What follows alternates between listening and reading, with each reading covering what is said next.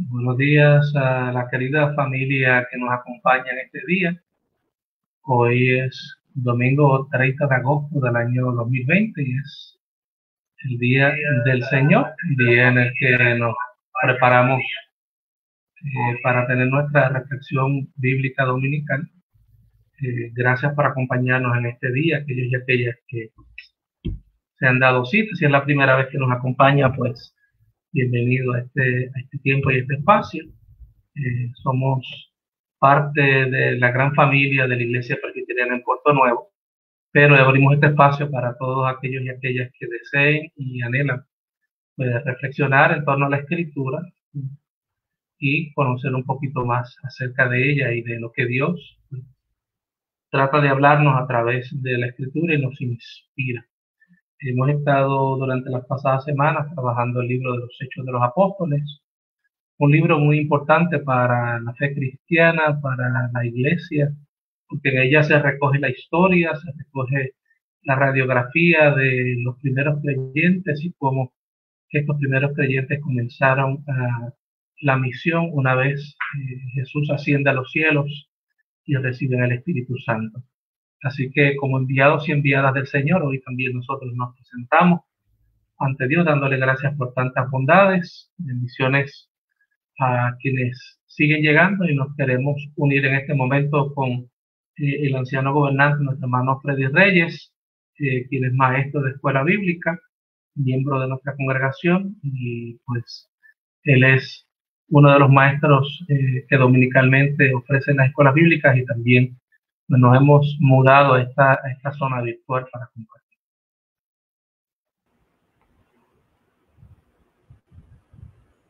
Bienvenido Freddy y buenos días. Muchas gracias, hermano Richard. Bendiciones a todos los que nos están viendo y nos están escuchando y a todos aquellos que de alguna manera lleguen a conectarse con este mensaje de hoy. Esperamos que la bendición de Dios sea con nosotros y se revele a nuestras vidas.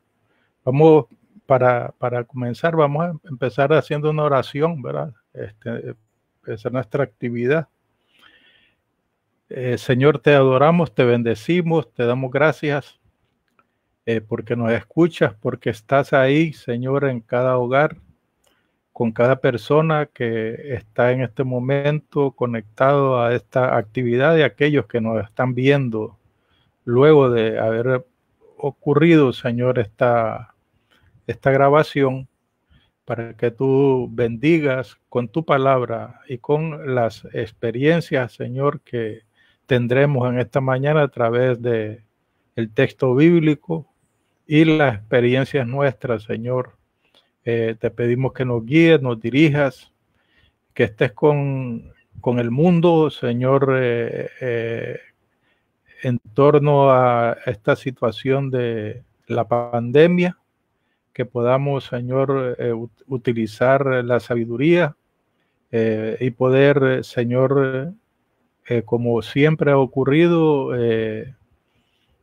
sobrepasarla, pero sobre todo, Señor, saber que tú estás en todo momento, en toda circunstancia, con nosotros.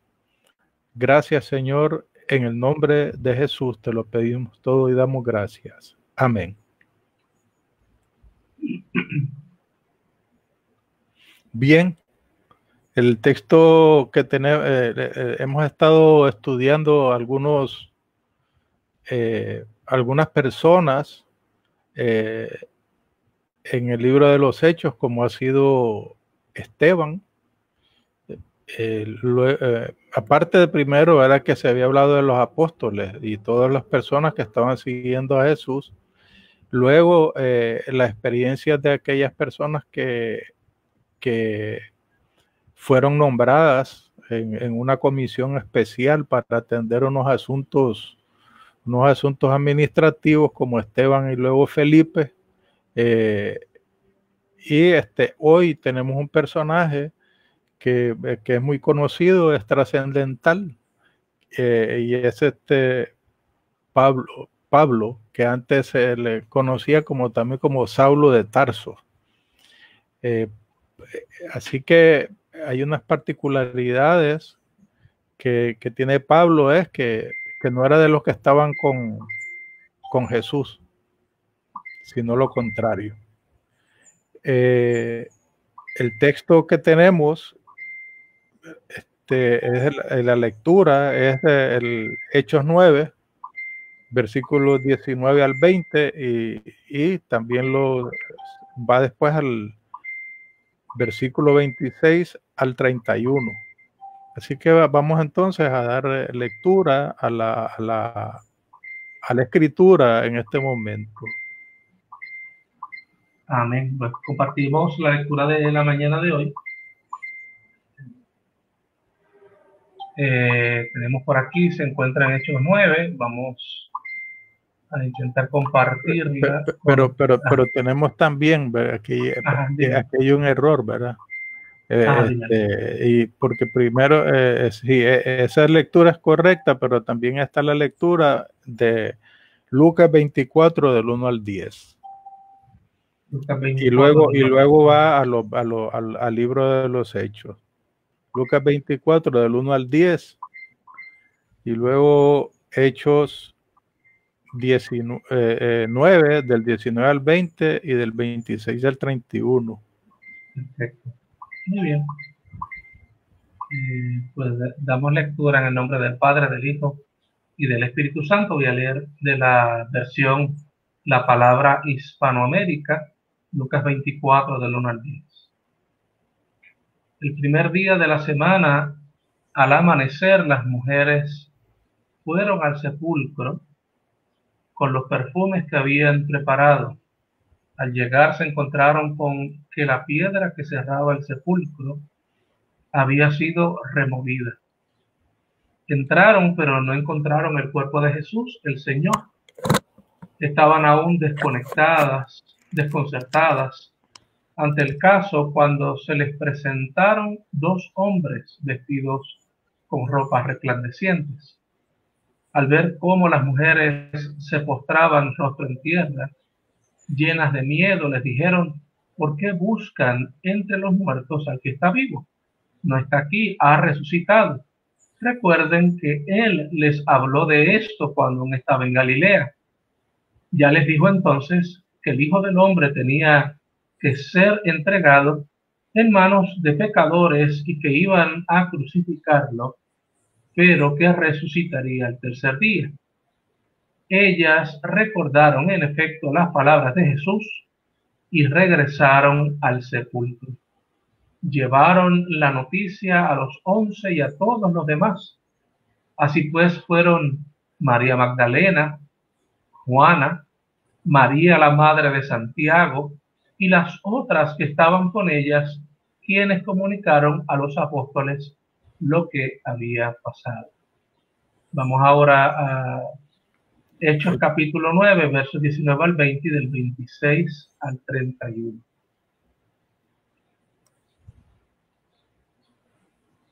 Tomó aliento y recobró fuerzas. Saulo se quedó algún tiempo con los discípulos que residían en Damasco, y bien pronto empezó a proclamar en las sinagogas que Jesús era el Hijo de Dios. Versos 26 a 31. Cuando Saulo llegó a Jerusalén, trató de unirse al grupo de los discípulos, pero todos lo miraban con recelo, pues no acababan de creer que fuera uno de ellos. Entonces Bernabé lo tomó consigo y lo presentó a los apóstoles. Les contó cómo Saulo había visto al Señor en su viaje hacia Damasco, de qué manera le había hablado el Señor y con qué valentía había hablado en Damasco acerca de Jesús. A partir de entonces, Saulo se movía libremente por Jerusalén en compañía de los apóstoles y hablaba sin miedo acerca del Señor. Pero pronto entró en polémica con los judíos de lengua griega que comenzaron a tramar planes para matarlo. Al enterarse los hermanos, lo escoltaron hasta Cesarea y después lo encaminaron a Tarso. La iglesia gozó de un periodo de paz en toda Judea, Galilea y Samaria. Fueron días en que, impulsada por el Espíritu Santo y plenamente fiel al Señor, iban consolidándose y extendiéndose cada vez más. Esta es palabra del Señor. Alabamos al Señor. En la narración de Lucas sobre la muerte de Esteban aparece ahí un joven a quien le encargaron las ropas de Esteban y que consentía la muerte y por la lapidación que sufría Esteban. Su nombre era Saulo de Tarso. Saulo persiguió la iglesia en Jerusalén, que causó la dispersión en Samaria. Saulo sentía odio hacia los cristianos, de tal manera que solicitó autorización al Sanedrín para perseguir a los cristianos en la región de Damasco. En camino a Damasco, Jesús le apareció a Saulo y que el propósito y designio de Dios era que Saulo era escogido para predicar a los gentiles. Saulo predica a Jesús en Damasco y luego en Jerusalén. En Jerusalén es recibido por la iglesia luego que ésta supera el miedo, pues sabían que Saulo había sido perseguidor de la iglesia. Saulo, que en griego quiere decir pedido y pasa a ser Pablo, que en latín quiere decir pequeño, es un fariseo, estudioso y defensor a ultranza del judaísmo, el cual defendía con pasión. Esta característica la conserva cuando predica el evangelio de Jesucristo, pues predicaba con denuedo y así argumentaba. La resurrección de Jesús es el hecho central del cristianismo, así como las mujeres fueron testigos de la tumba vacía y del mensaje de los ángeles, luego de encontrarse con Jesús resucitado. Y luego encontrarse con Jesús resucitado. Posteriormente, las apariciones del Señor a los discípulos. En el relato de hoy ocurre igualmente el encuentro de Saulo con Jesús, quien lo transforma en el apóstol de los gentiles. Esta es la experiencia a lo largo de los tiempos, donde los encuentros de multitudes de hombres y mujeres con Cristo resucitado los transforma en nuevos hombres y en nuevas mujeres. A Jesús nadie lo vio resucitar, pero sí se le ha visto resucitado. Así que fíjese que una de las cosas que interesantes del relato de lo que es la resurrección es que nadie vio a Jesús resucitar. Así que hay una serie de asuntos que vimos en el estudio de la resurrección, donde había unos hechos indubitables científicos, porque eran percibidos por los sentidos y están registrados, pero la verdad es que nadie vio como tal la resurrección de Jesús. Sin embargo, el relato de hoy y recordar ese hecho nos trae a reconsiderar que esa resurrección, que la resurrección del Señor no fue solamente un hecho histórico que se quedó ahí en ese momento, sino que ha trascendido a través del tiempo y del espacio. Y eso nos dice, eso es bien propio de Dios, de que Dios no está sujeto al tiempo y el espacio. O sea, no sé si hay algún comentario, hermano Richard, en términos de la resurrección como asunto central de la predicación del evangelio.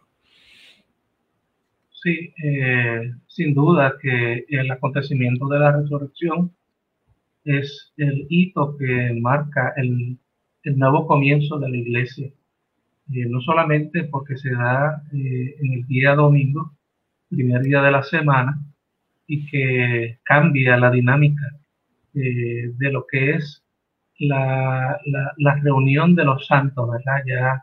Ya ese día parece ser trascendido, ya el Shabbat, que era parte de la tradición judía, es algo de lo que nos vamos desligando como creyentes, porque nuestra afirmación pues trasciende ya la ley, trasciende a Moisés, trasciende a los profetas, y nos fijamos, ¿verdad?, en Jesucristo, quien al resucitar, diría Juan Calvino, asume los tres roles del Antiguo Testamento.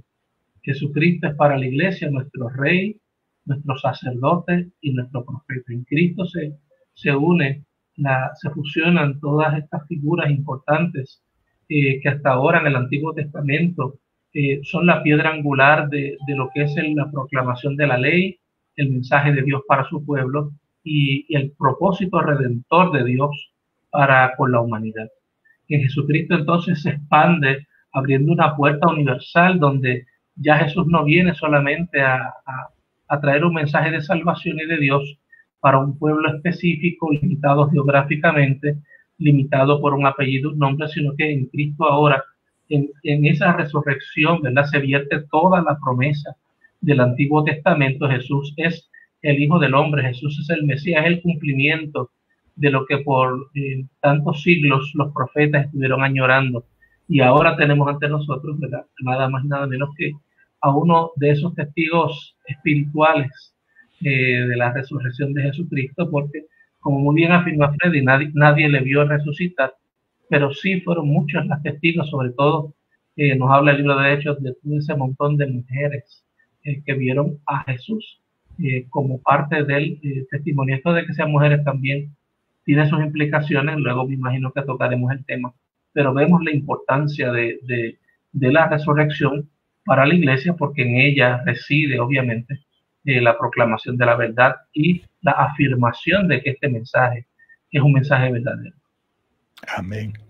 Así que en los versos, si nos vamos a los textos que vimos hoy en Lucas 24, del 1 al 10, que vamos a desglosarlo primero en Lucas 24, del 1 al 3, estamos viendo que es el tercer, que es, el hermano Richard nos habla, ¿verdad? Es el primer día de la semana, como lo dice, pero también es el tercer día en que de haber Jesús muerto en la cruz, que era un cumplimiento profético. Así que era el tercer día. Y las acciones también de las mujeres que se ven ahí, que manifiestan, es que llevan esencias aromáticas.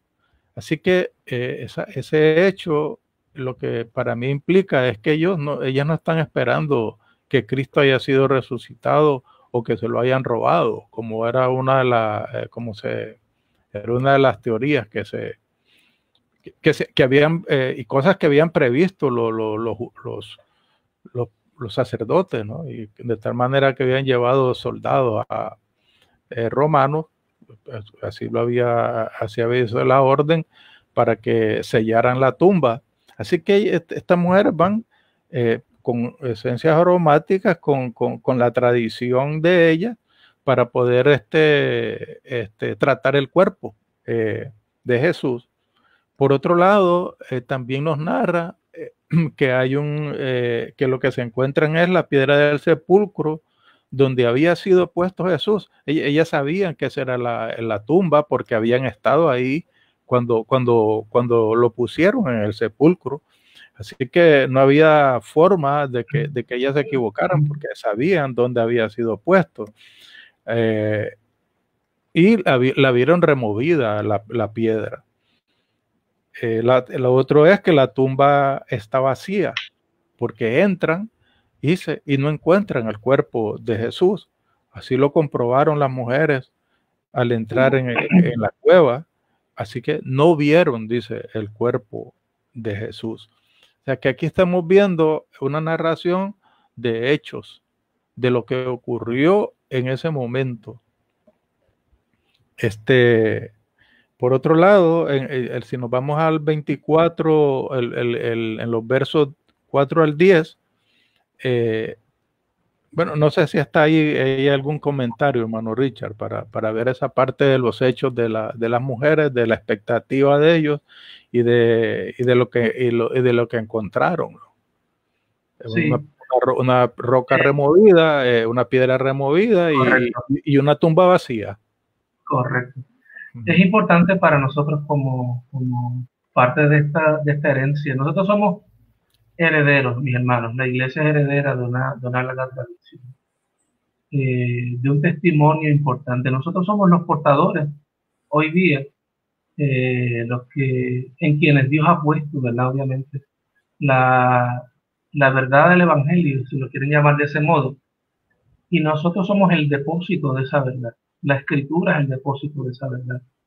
Y ese testimonio de las mujeres es importante porque es el testimonio que ellas afirman públicamente es lo que vieron. Sin embargo, para los ojos de la antigüedad, ustedes muy bien saben que las mujeres no eran tomadas muy seriamente, sobre todo para aquel asunto legal de ser testigos en una corte sobre un hecho.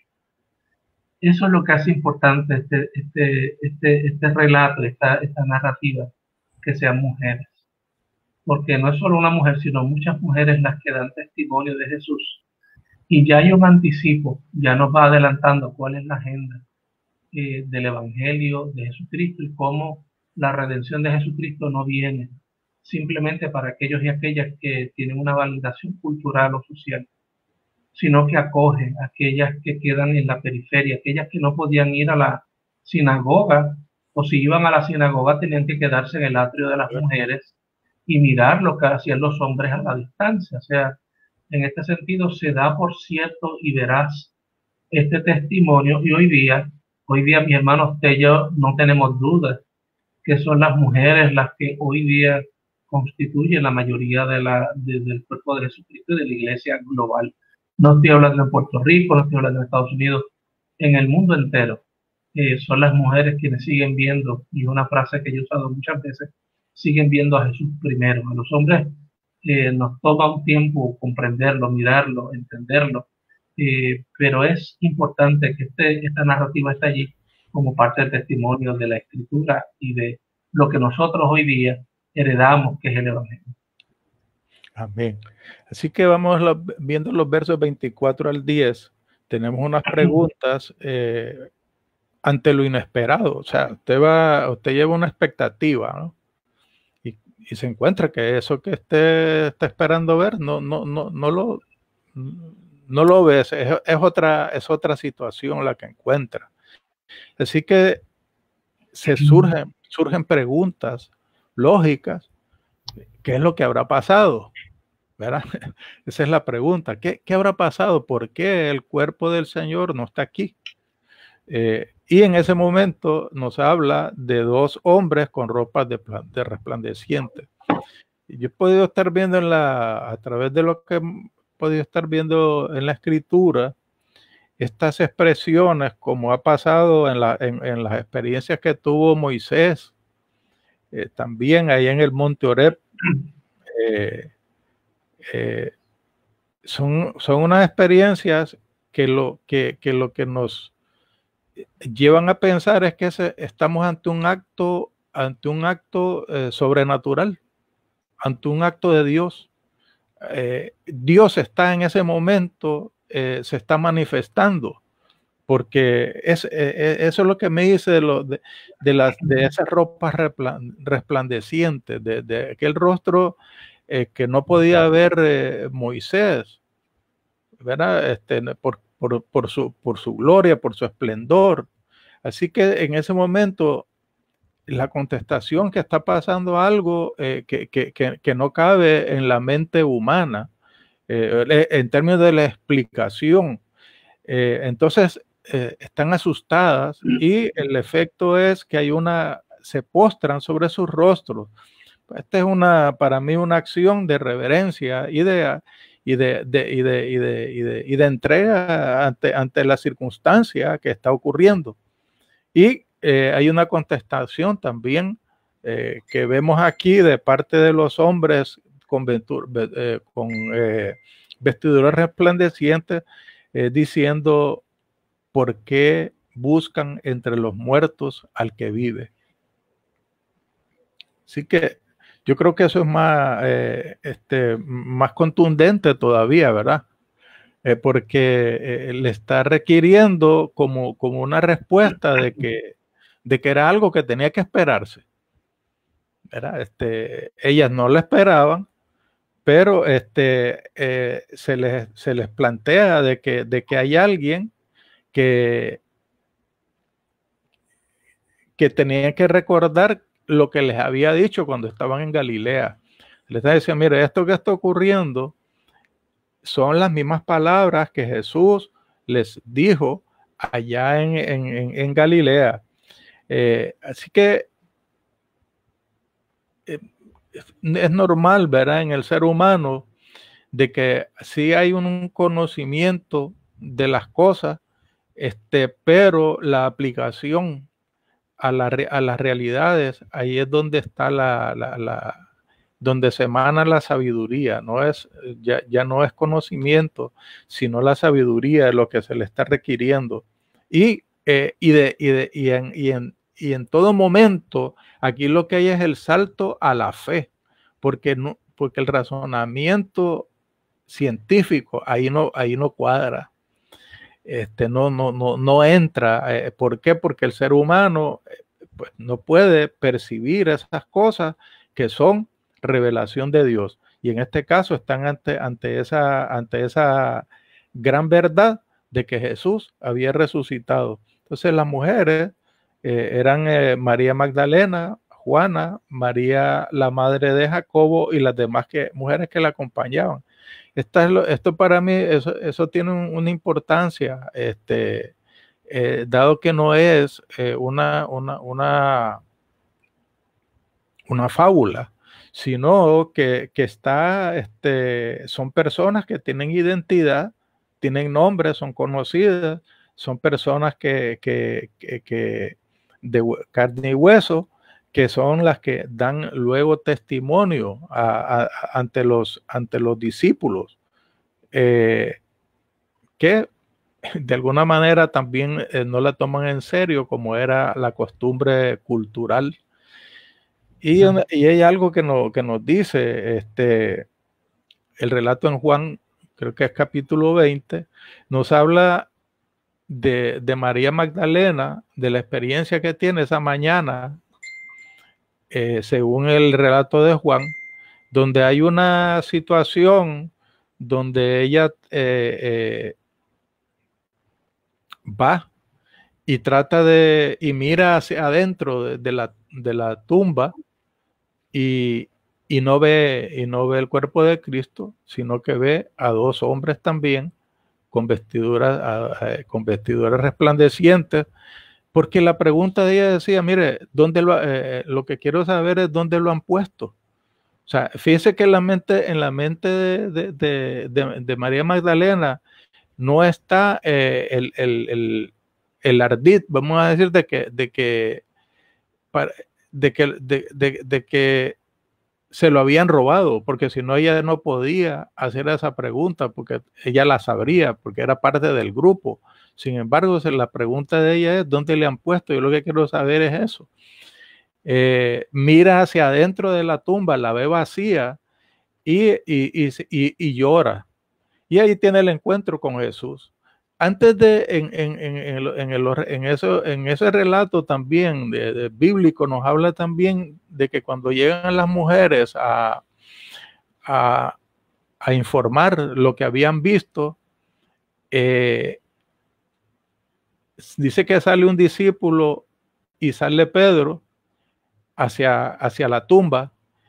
Llega el discípulo ese que salió primero,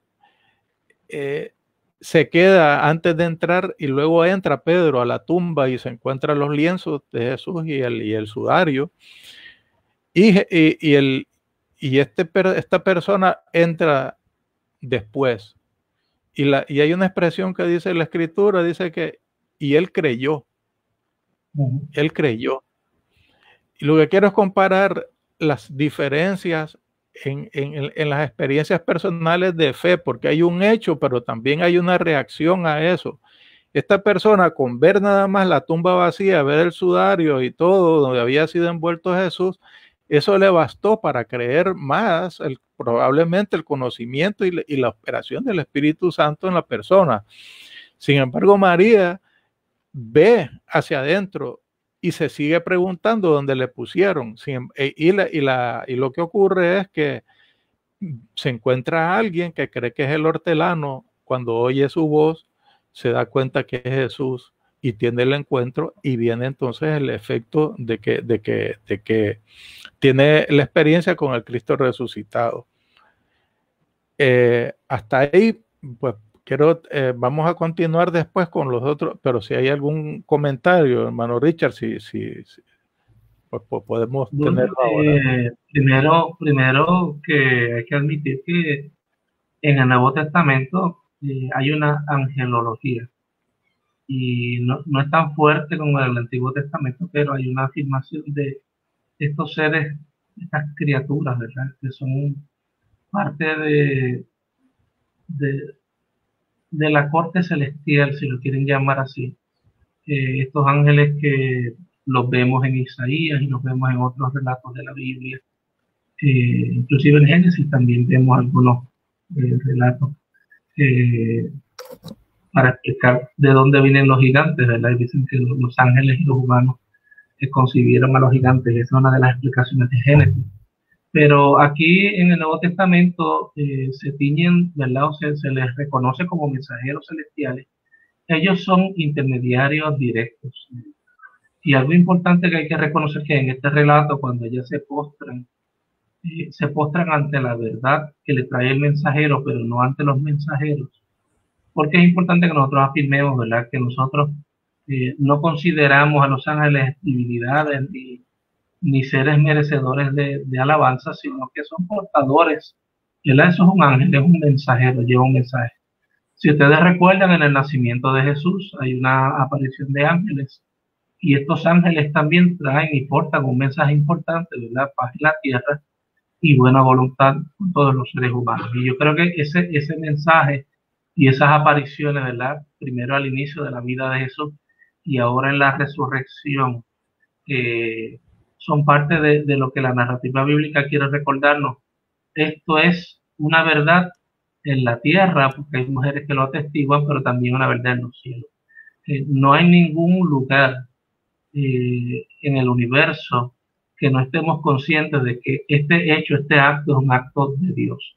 No es un acto inventado, no es un acto de magia, sino que es un acto de transformación. Lo otro es más bien una afirmación homilética, y es que algunos escritores afirman que Dios no tenía por qué mover la piedra de la tumba para resucitar a Jesús. Y eso es un detalle bien importante, porque algunos teólogos dicen que Dios no movió esa piedra para que Jesús saliera. La piedra es removida, y tú acabas de dar en el clavo cuando dices, para que los apóstoles entraran, para que la iglesia entre y mire y verifique, porque quien necesita esa evidencia, quien necesita esa prueba de fe, somos nosotros los creyentes, que pues ponemos a prueba nuestra fe, ¿verdad? Y no creemos, necesitamos esa evidencia contundente que nos permita mirar más allá. Así que esa afirmación se sigue repitiendo, y, ¿verdad?, es una manera de Dios decir, crean, el mensaje es verdad, es una verdad en los cielos, en la tierra, las mujeres han dado testimonio de esto, y este Cristo está vivo, por eso ustedes no lo ven aquí, sino que sus palabras, las que él prometió, se han convertido, esa promesa se ha convertido en una realidad. Amén. Así que aquí entramos entonces al capítulo 9 de los Hechos, en los versos 19 al 20, y nos encontramos entonces con este hombre que había pedido ir y perseguir cristianos en Damasco. ¿Por qué se podía hacer eso? Bueno, el Imperio Romano le había permitido a los judíos, en este caso Sanedrín, poder intervenir con las personas aún fuera de su territorio, de su jurisdicción. Ellos podían ir y perseguir en todos lados. Claro, había ahí una autorización.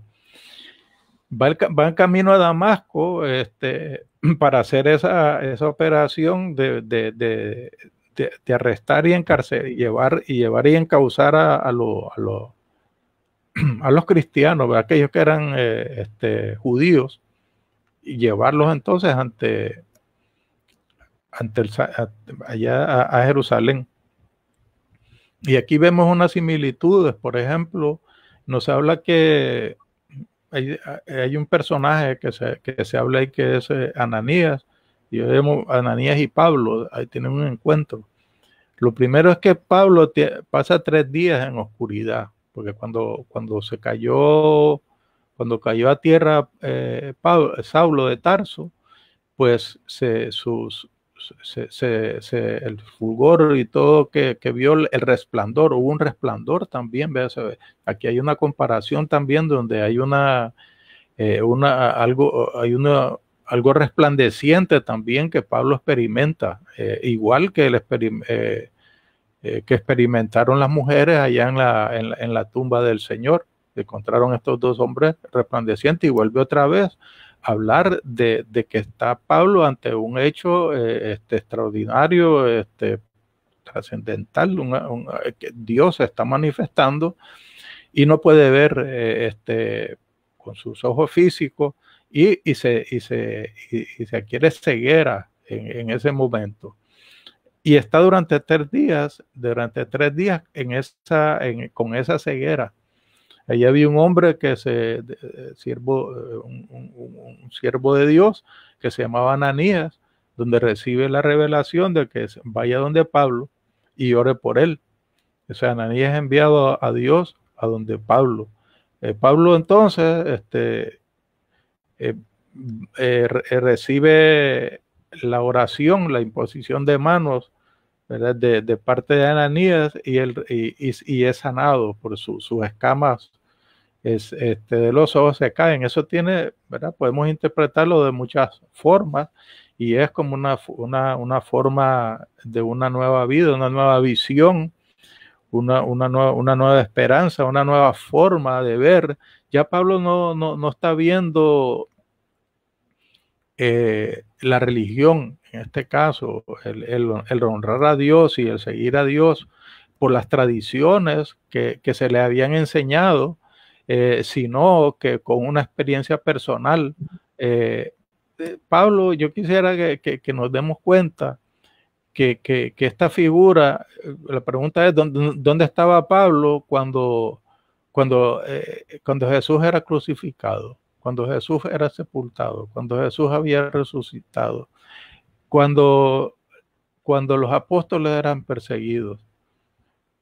Lo encontramos en el momento en que Esteban, ¿verdad?, está siendo lapidado y que él está probando.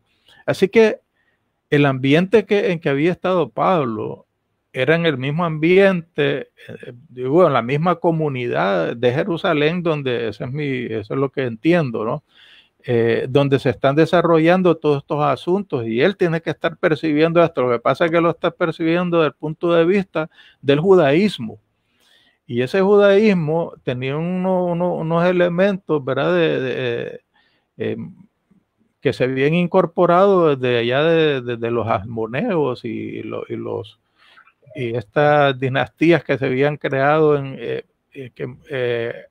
que en principio habían empezado bien, tratando de honrar a Dios, pero que al final se convirtieron en personas obligando a los demás y con una alta dosis de odio, ¿verdad?, y de principios de destrucción.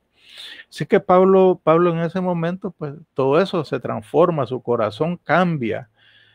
Y otra cosa interesante en ese encuentro con Ananías, ¿verdad?, es que es bautizado por el Espíritu Santo.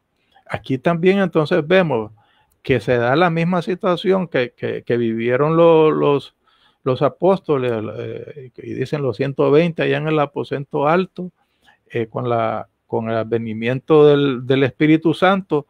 Pablo recibe el bautismo del Espíritu Santo también. Dice que el efecto de eso es que Pablo empieza a testificar. Si vamos a ver, tiene la misma experiencia que tuvieron también allá en el aposento alto, donde también empiezan a predicar en diferentes lenguas. Aquí, pues Pablo hace lo mismo y lo hace en las distintas lenguas que él conoce. Pablo también, ¿verdad? Por esa predicación tiene el mismo efecto que la misma iglesia tiene, que es el rechazo y la persecución de aquellos que se oponen a ese evangelio, igual como había ocurrido en Jerusalén, y que Pablo había sido parte de esa persecución y de estar buscando y encauzando personas injustamente, en forma violenta, allá en Jerusalén. Aquí él se convierte de perseguidor a perseguido, de tal manera que tiene que huir de Damasco para que no lo maten. Hasta ahí así hay un comentario, hermano Richard. Si no, pues continuamos. Bueno, no, es la oportunidad que nos da el Evangelio para afirmar lo que desde un principio fueron las palabras de Jesús, y que se afirma también después en Hechos capítulo 2 con el derramamiento del Espíritu Santo. Las palabras son: y recibiréis poder. Y ese poder nosotros lo vamos a ver, esas dinámicas, las dinámicas del Espíritu, lo vamos a ver desenvolviéndose ante nuestra mirada mientras leemos las páginas del libro de los Hechos, de distintas maneras. Al principio son hechos bien individuales y una experiencia muy personal, ¿no? Es el asunto de las lenguas, el asunto de que cayeron como lenguas de fuego sobre ellos. Después viene el asunto de la explosión más ¿verdad? En el círculo concéntrico más cercano, donde el apóstol se para y 3000 se convierten allí, proclama de pie un mensaje poderoso, y vemos cómo ese recibiréis poder se va desempeñando, y ahora lo vemos en una fase de una explosión radical en un individuo que era el enemigo número 1 de la iglesia.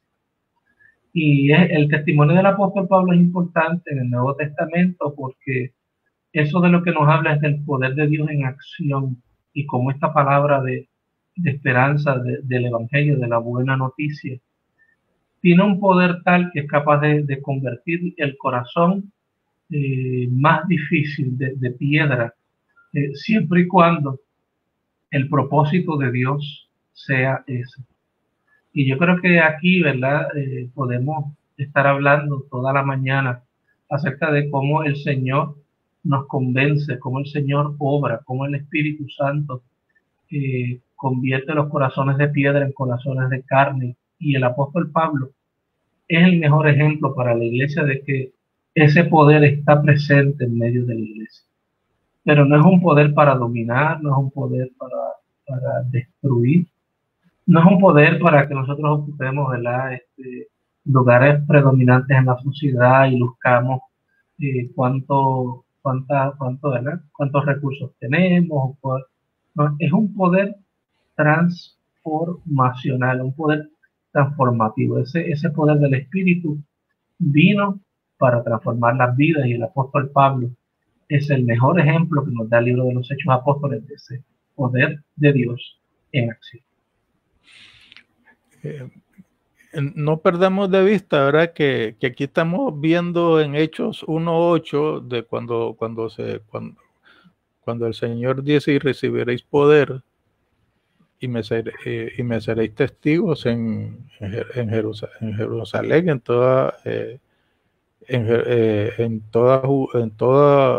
toda Judea, en Samaria y hasta lo último de la tierra. Ahí vemos cómo a través de lo que hemos estado estudiando se ha ido dando esa situación. Donde se ha ido, se predicó en Jerusalén, se predicó en Samaria, se predicó a personas de Etiopía, en el caso del eunuco. O sea que esa palabra se va cumpliendo. Aquí viene otra situación y es donde Damasco. Y hay y de Damasco nos habla de que regresa Pablo a Jerusalén, ¿verdad? Porque tiene que huir. Y en los versos 26 al 30 vemos a Bernabé y a Pablo. Bernabé es la persona, ¿verdad? Cuando llega Pablo a Jerusalén, sale de Jerusalén a perseguir a los cristianos. Los había perseguido en Jerusalén, así que tenía una razón, no eran rumores lo que la gente estaba oyendo, sino que sabían que sabían que Pablo era un perseguidor y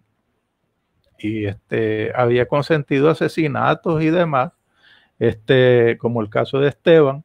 Así que era bien difícil restaurar esa confianza al él regresar diciendo que se ha convertido a Jesús. Así que la gente pedía pensar que eso era un ardid, era un engaño. Sin embargo, está una persona, un discípulo, un seguidor de Jesús, que es Bernabé, que se encarga de presentarlo en la iglesia a los apóstoles y a los seguidores de Jesús, y habla sobre el testimonio que Pablo le ha indicado de cómo fue su conversión, y ahí se puede confirmar que verdaderamente Pablo había sido se había convertido al Señor. De tal manera, dice, y eso es un hecho importante. ¿Por qué? Porque hay como un acto comunitario de testimonio y de certeza de que y de confianza que se restablece, cómo Dios va restableciendo esos vínculos, en este caso de Pablo, con un pueblo a quien había hecho daño, a quien había perseguido. Dice que Pablo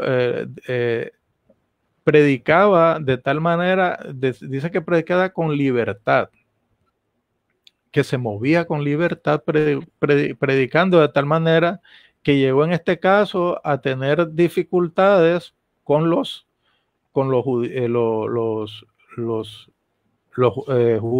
judíos, ¿verdad? De habla griega, y que argumentaba sobre el tema, de tal manera que decidieron matarlo. Y aquí volvemos otra vez a ver de cómo el evangelio tiene resistencia. Y es que hacer el bien tiene un costo. Y aceptar el bien tiene un costo, porque son decisiones que hay que tomar hay unas cosas que dejamos. Agraciadamente en el evangelio lo que dejamos es lo incorrecto, y asumimos una función de una dirección correcta de frente a Dios, de frente al Señor. Pablo entonces, al recibir esa resistencia y oposición, también tratan de matarlo. En este caso, tiene que huir de nuevo hacia Cesarea y luego hacia Tarso. Lo encaminan hacia allá porque hay una misión que Pablo tiene. Hasta aquí, hermano Richard, si tiene algún comentario ahí. Esta es la novela de Hechos, y yo creo que aquí hay un episodio muy poco explorado en nuestras predicaciones. Pablo entra con sospecha a ser parte de los apóstoles y de los discípulos del Señor. No lo aceptan de primera entrada. Él tiene una historia Y otra vez, la misma incredulidad que vemos desde el relato del Apocalipsis, del Apocalipsis, ¿no? De la resurrección de Jesús, la vemos reflejada aquí. O sea, el Evangelio y los creyentes siempre estamos en un continuo devenir, como las olas del mar entre creer y no creer, porque nos cuesta ser crédulos o confiar en que la obra del Señor se está llevando a cabo de una manera tan sorprendente. Primero, que Jesús resucita al tercer día. Es un asunto, ¿verdad?, que no cabe en nuestras cabezas, y porque no cabe en nuestras cabezas, pues entonces pensamos que no es posible. Y aquí, primero, el ángel nos dice, es posible, él no está aquí.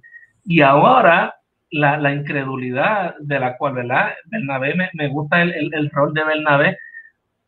Si en las iglesias no hubiese Bernabé, ¿qué serían de las iglesias? Porque Bernabé es la persona que toma a Pablo y le dice, mira, Pablo, la gente confía en mí, pero no confía en ti. Vamos a hablar tú y yo aquí, a tomarnos un café para diseñar un modo de representarte otra vez, porque la gente no está creyendo la historia. Hay demasiadas historias negativas alrededor tuyo, y pensar que Dios te ha transformado se les está haciendo bien pesado y bien inconveniente.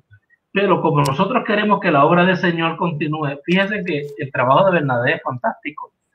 ¿Qué hubiese pasado si Bernabé no hubiese hecho este trabajo de puente, de reconciliación? ¿Qué hubiese pasado si Bernabé no le hubiese prestado su credibilidad y se hubiese puesto entre medio de una situación tan difícil como lo es el que una persona no es aceptada en un grupo? No importa lo que pudiéramos decir, no lo creyeron hasta que lo dijo Bernabé. O sea, tuvo que haber salido de la boca de Bernabé para que los otros apóstoles dijeran, en efecto, pues este es un apóstol más. Y como tú dices bien, Freddy, este evento importante, este es un evento icónico en el Nuevo Testamento, porque el apóstol Pablo sin duda viene a ser la figura predominante en todo el Nuevo Testamento. O sea, Pablo es el cerebro que el Señor utiliza, y Dios necesitaba ese cerebro. Todos tenemos dones, ¿no? Y teníamos manos, teníamos pies, teníamos los que repartían comida, tenemos los que hacen distintos oficios, tenemos los que evangelizan, pero necesitamos un cerebro.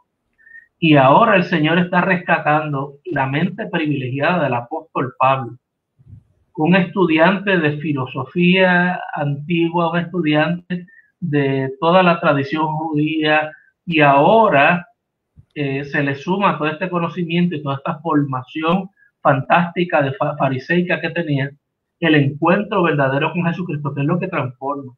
Y cómo el Señor toma todo eso que está allí en esa única persona, ¿verdad?, todos sus talentos, y los pone al servicio del Evangelio.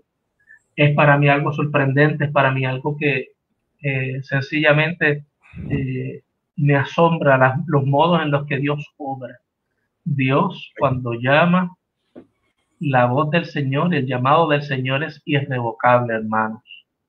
Eso lo que significa es que cuando el Señor llama, a quien el Señor llama no le puede decir que no, porque la voz del Señor nadie la puede rechazar. Yo sé que por ahí hay muchas personas diciendo que rechazan cuando Dios los llama.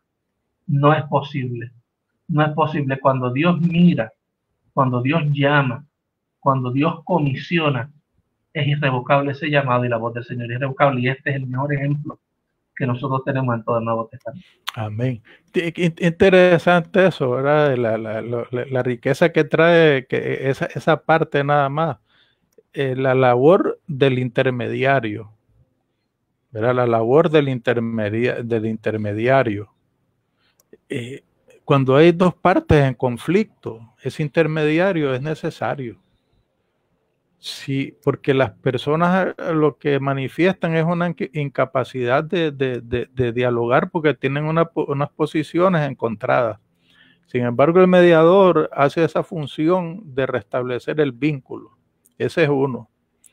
El otro es como una experiencia personal como la de Pablo viene a ser motivo de un proceso comunitario también de confirmaciones, porque ahí lo que podemos sacar de ese pasaje también es que hay una aceptación de parte de la comunidad de la autenticidad de lo que es la experiencia de Pablo, por todos los criterios que se esgrimen en ese momento. Lo otro que podemos ver es cómo la tradición es importante. Pero una tradición que es lo que estaba matando a Pablo, porque su deseo era auténtico.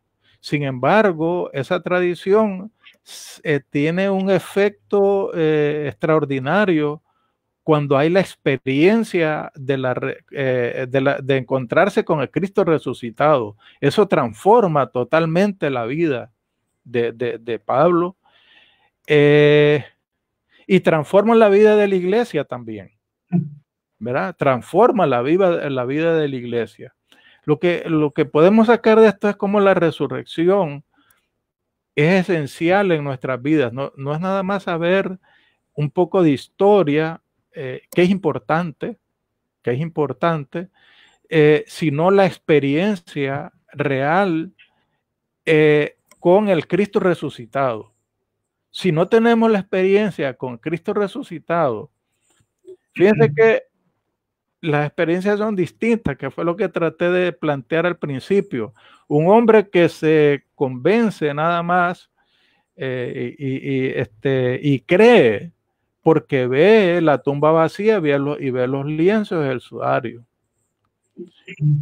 María Magdalena cree porque se encuentra con Jesús a hacerse las preguntas dónde le habían puesto y lloraba.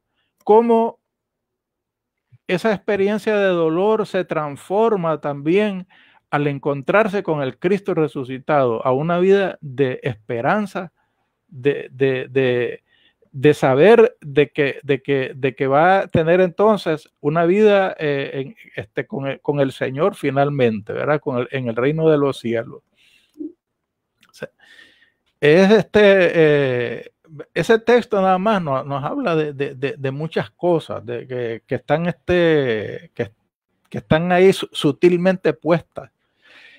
Y la otra es el efecto de todo esto, es que el crecimiento de la iglesia, todo eso tiene un efecto, no que nos centremos en como ocurría, y nuestro pastor nos hablaba en este momento, de que no se postraron adorando a los ángeles, sino reconociendo, ¿verdad? El hecho de que Dios está manifestándose y ante las verdades que Dios está planteando.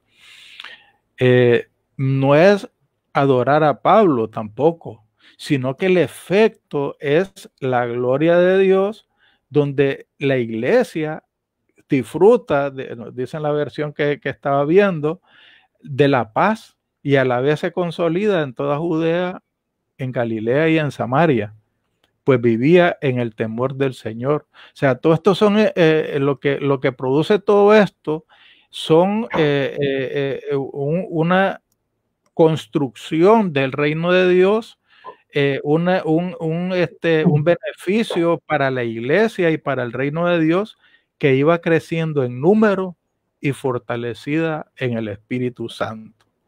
Y eso es glorificar a Dios, ¿verdad? Reconocer que no son los hechos, no son las personas, sino que detrás de todo esto está Dios, con un propósito, con los fines para los cuales nosotros existimos. Así que ahí pues no sé si hay un comentario final, porque yo aquí pues creo que estaríamos dando por terminado mi intervención, hermano Richard. Sí, gracias Freddy. Por ahí el hermano Elicio Pavón, Cheo, saludos, Dios te bendiga. Dice, la situación de Pablo se define ante la pregunta de Jesús, ¿por qué me persigues? ¿Cuántas veces nos preguntamos por qué? ¿Verdad? Yo pienso que es correcto, ¿verdad? Ahí hay un elemento importante. Yo me puedo imaginar por qué Pablo estaba persiguiendo a Jesús. Y no es porque Pablo quería perseguir a Jesús, es que Jesús ya había tocado ese corazón, pero él estaba acercándose por el camino equivocado. Y muchas veces nosotros también interpretamos erróneamente ese llamado, esa vocación del Señor. Lo veremos después cuando Pablo cae de su cabalgadura. Dicho sea de paso, la Biblia nunca dice si fue un caballo o un camello, pero él cae de su cabalgadura al piso. Eso es parte del testimonio, ¿verdad? Y llegar a esa respuesta de que hay que quedarse ciego para luego entonces recuperar la vista es parte de esa transformación. Pablo sufre una transformación y creo que en algún momento pues debemos seguir hablando un poquito más acerca de esa experiencia, Freddy, porque yo creo que enriquece este diálogo. Gracias por este tiempo, gracias por la oportunidad, hermanos y hermanas, que nos dan y nos ofrecen de compartir este tiempo. No se olviden que a las 11 de la mañana estaremos celebrando nuestro culto de adoración por aquí mismo por la Iglesia Presbiteriana de Puerto Nuevo. Desde la Iglesia Presbiteriana de Puerto Nuevo, también en la página está la liturgia de aquellos y aquellas que deseen pues, adorar junto a nosotros. Están los himnos, los cánticos, las lecturas, está todo allí. Bajen lo que está, lo pueden bajar a sus tabletas o a sus teléfonos. Y también quería anunciarles que la semana próxima, el próximo domingo, no hoy, sino el próximo domingo, estaremos celebrando la Santa Cena, la comunión.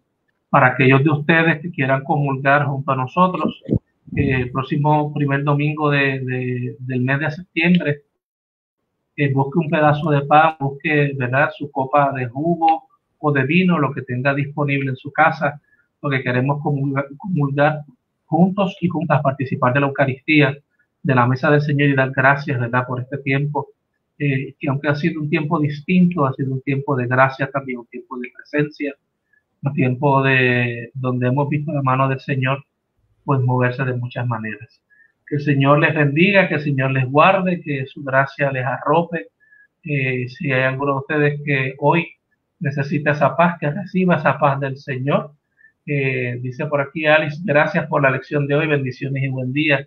Gracias a ti, Alice, también gracias a todos por acompañarnos. Esperamos el próximo domingo a las 8 de la mañana, y si quieren ver otros estudios bíblicos, vayan a la sección de videos de la página de la Iglesia Presbiteriana y los encontrarán allí los estudios bíblicos. También en Puerto Nuevo Presbyterian Church, en nuestro canal de YouTube, pueden también encontrar otros videos que pueden ser de bendición y de edificación a sus vidas.